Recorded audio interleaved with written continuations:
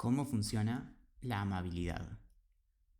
Este correo de cómo funcionan las cosas fue enviado el 3 de noviembre de 2024.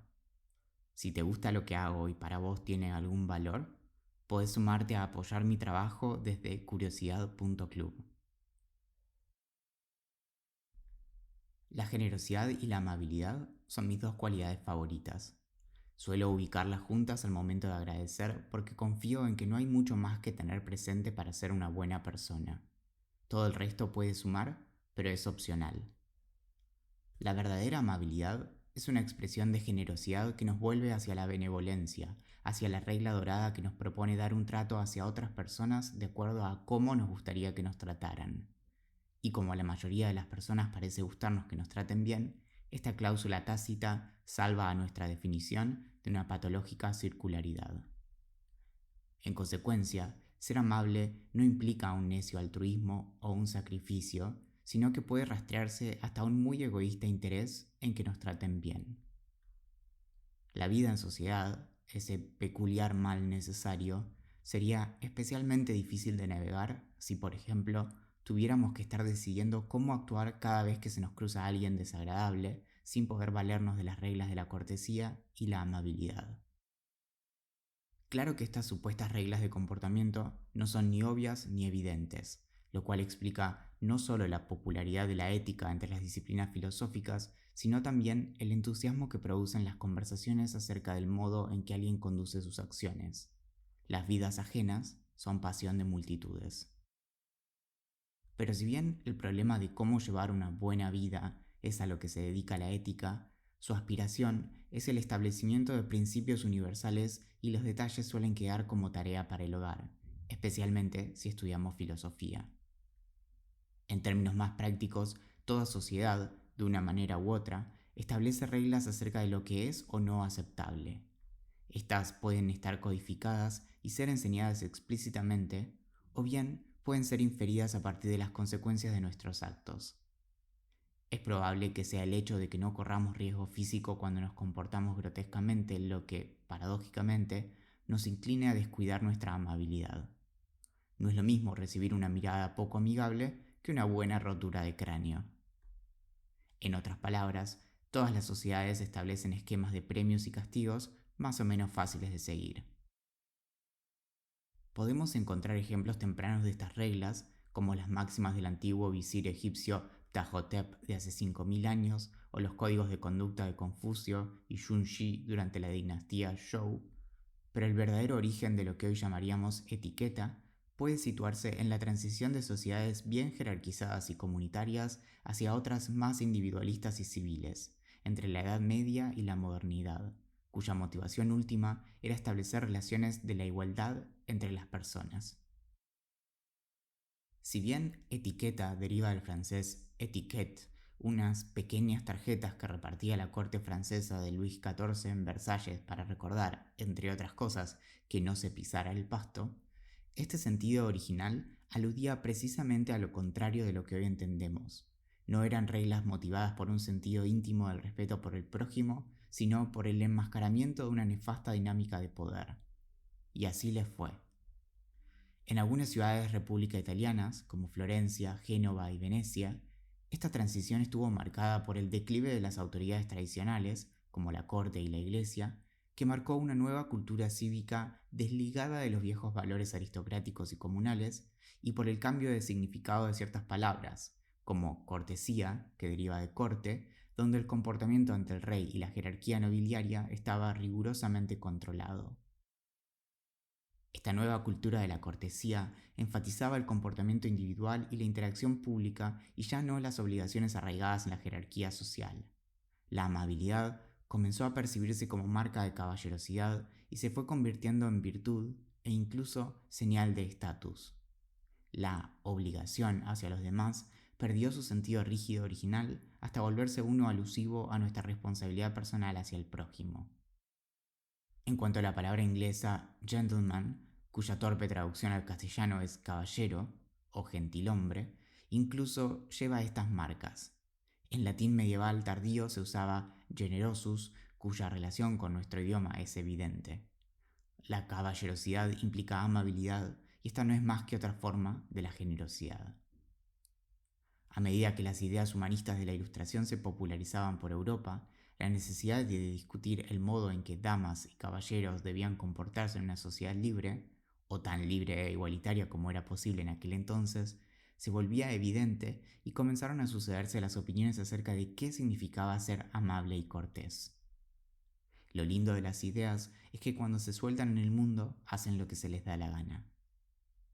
Si el mundo ya no haría caso de los caprichos de la corte y la iglesia, el vacío que sus anticuadas reglas de obligación dejaban precisaba ser subsanado. En el siglo XVI, junto con la circulación de textos humanistas italianos en España, Francia e Inglaterra, de la mano de una industria editorial que luego de Gutenberg crecía rápidamente, comenzó a desarrollarse una suerte de género literario en torno al comportamiento apropiado que toda dama y todo caballero debía seguir, apoyados en traducciones y plagios de las obras de Castiglione, Guazzo y de la Casa. Estos libros, cuyos títulos aludían a las reglas de la caballerosidad, la vida civil, el habla correcta y agradable, los buenos modales, la cortesía y la convivencia, siguen siendo populares. Richard J. Watts, célebre lingüista de la amabilidad, una disciplina que no inventé, relata en Politeness de 2003 que su biblioteca sobre el tema cuenta con más de 1200 títulos. Tanta caballerosidad no debería tapar los rígidos roles de género que gran parte de esta retórica reforzaba, más allá de apalancarse en la igualdad. De la mano del discurso en torno a la amabilidad siempre estuvo la expectativa de que las mujeres demostraran aún más cortesía que los hombres. Esta obligada deferencia marcada por el género, junto a la expectativa de que las mujeres fueran excesivamente educadas, siempre fue utilizada a modo de limitar las oportunidades de expresión y mantener el dominio masculino, ahora también justificado bajo una supuesta racionalidad. Es esta expresión tenebrosa de la amabilidad, que cruelmente busca inhibir la adopción de una comunicación más asertiva o directa, la que advierte del riesgo de que una dama sea percibida como descortés o agresiva en mera virtud de comportarse tal y como dictan los mismos preceptos de cortesía y amabilidad que se supone debería adoptar toda persona. La cortesía y la modestia, también, suelen utilizarse para reforzar estereotipos de género y obstaculizar la plena participación de las personas en la sociedad. Lo cierto es que nadie sabe, realmente, cómo debe comportarse. No importa cuándo leas esto. Es por eso que, haciendo a un lado la discusión, tan apasionante por entonces, acerca de si el hombre es o no sociable por naturaleza, o si es bueno o malo, o si quiere lo mejor para sí mismo o para su comunidad, nunca quedaron dudas de que la amabilidad debe ser enseñada, principalmente porque no siempre lo que entendemos por amable será universal. Una sociedad amable solo puede sostenerse en una robusta educación pública que, entre otras cosas, enseñe cómo relacionarse con respeto en la esfera pública, de tal modo que los intercambios se vean motivados y no inhibidos.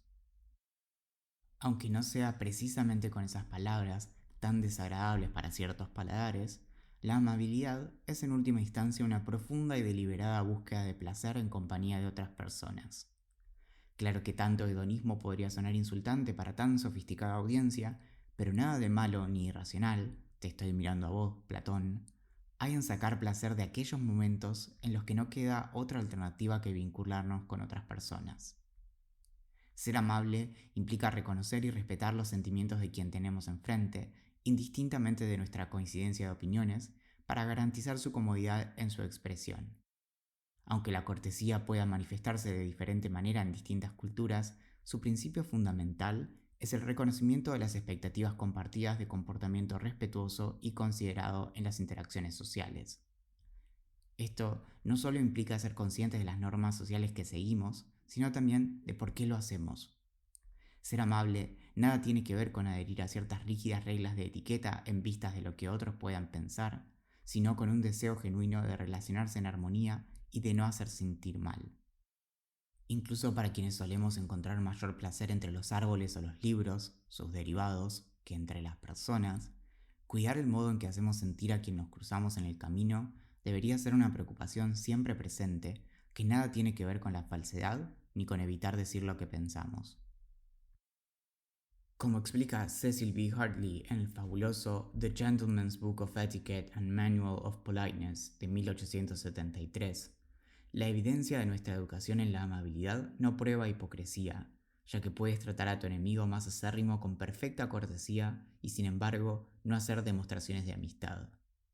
O como diría mi mamá, lo cortés no quita lo valiente. Es cierto, también, que la cortesía y la amabilidad pueden transformarse sin aviso en las formas más baratas de falsa modestia e impostura. Al respecto, Hartley también explica que si la cortesía no es más que una máscara, como nos dicen muchos filósofos, es una que ganará amor y admiración, por lo que es mejor usarla que desecharla. Lo que seguramente tenía en mente era un comentario de Schopenhauer perdido entre sus ensayos de Parerga und Paralipomena de 1851, donde argumenta que la cortesía es una herramienta necesaria pero artificial que adoptamos como una máscara para ocultar nuestra verdadera naturaleza, a menudo egoísta. Su advertencia no es, sin embargo, abandonar la cortesía, sino aprender a mirar a través de ella, y cita a Séneca en sus epístolas 52:11: si se observa bien, todas las cosas tienen señales que las dan a conocer y pueden juzgarse las costumbres de una persona por sus menores acciones. Son estos detalles los que nos enamoran y de los que brotan la amistad y el romance. Es del modo en que alguien pide un café y luego lo agradece, o la forma en que se disculpa cuando estuvo en falla, o las palabras que elige para reconocer que pudo cambiar de opinión, que los rastros de su verdadero carácter se nos hacen evidentes. Fue con esta obra que Schopenhauer obtuvo aquel reconocimiento que añoró toda su vida, a poco menos de 10 años antes de morir, gracias a una especialmente amable reseña de su libro, Lo que puede hacer la generosidad desinteresada. Si vestimos la amabilidad como máscara o como insignia con orgullo, con un honesto deseo de lograr que la experiencia que otras personas tienen de encontrarnos sea placentera, quizá podamos lograr que aquellos intercambios pasen con mayor facilidad. Y quizá, dice Hartley, en algún momento la máscara se nos vuelva natural y se desvanezca. Mientras que un favor puede duplicar su valor por nuestra amabilidad al concederlo, sigue Hartley, un rechazo podría perder la mitad de su amargura si tus modales muestran un cortés arrepentimiento por no poder complacer a quien nos lo pide. Llegado el momento en que nos crucemos con quien opina que la amabilidad es un defecto, una cobarde muestra de hipocresía, solo debemos aguardar pacientemente hasta que sea ocasión de causar una impresión favorable y veremos cómo buscan desesperadamente una máscara en sus bolsillos. La amabilidad, si se la practica correctamente, jamás podría causar vergüenza. Por el contrario, es cuando el maltrato se encuentra con amabilidad que la vergüenza se apodera de quien olvidó sus modales en otro abrigo. Si nos dejamos llevar por el calor del momento, rápidamente nos veremos engullidos en llamas. Siendo amables y con algo de suerte, podemos incluso ganarnos la admiración de quien nos desprecia. No se supone que esto sea fácil, y por eso hablamos de practicar o ejercitar la amabilidad. Es en esto también que se ancla la generosidad. Podríamos no hacerlo, pero elegimos el esfuerzo. No por un beneficio que probablemente nos llegue, sino porque mucho más dulce es aplastar a nuestros enemigos sin perder el carácter. Si sirve de algo la observación, los villanos más aterradores son aquellos que hablan sin levantar la voz. Es la crucial diferencia entre amabilidad y etiqueta, o buenos modales, lo que nos salva de cualquier falta que cometamos. Aunque no sepamos bien qué hacer con nuestros codos en la mesa, o si de repente nos encontramos con demasiados cubiertos y solo queríamos comer una ensalada, será nuestra amabilidad la que podrá aumentar las chances de que nos inviten nuevamente. Los modales no son universales, y lo que está bien en mi barrio quizás sea mal visto en el tuyo, pero la amabilidad parecería encontrar su propia forma universalmente. Y es a la inversa que más de una vez nos podemos cruzar con tipos con galera y monóculo cuyos modales solo podrían describirse como exquisitos, que bajo una sonrisa se empecinarán en herir a quien sea que los encuentre. Aunque quizá, en realidad, lo que convenga sea sospechar de quienes usan galera y monóculo. Este correo de cómo funcionan las cosas fue enviado el 3 de noviembre de 2024. Mi nombre es Valentín Muro y desde 2017 todos los domingos envío un correo acerca de cómo funciona una cosa distinta. Persigo mi curiosidad desde la filosofía, la ciencia, la historia y la literatura. Podés suscribirte gratuitamente desde la descripción de este episodio o buscando cómo funcionan las cosas en un buscador. Y si querés apoyar mi trabajo y ser parte de mi comunidad, puedes sumarte al Club de la Curiosidad desde curiosidad.club. Gracias por escuchar.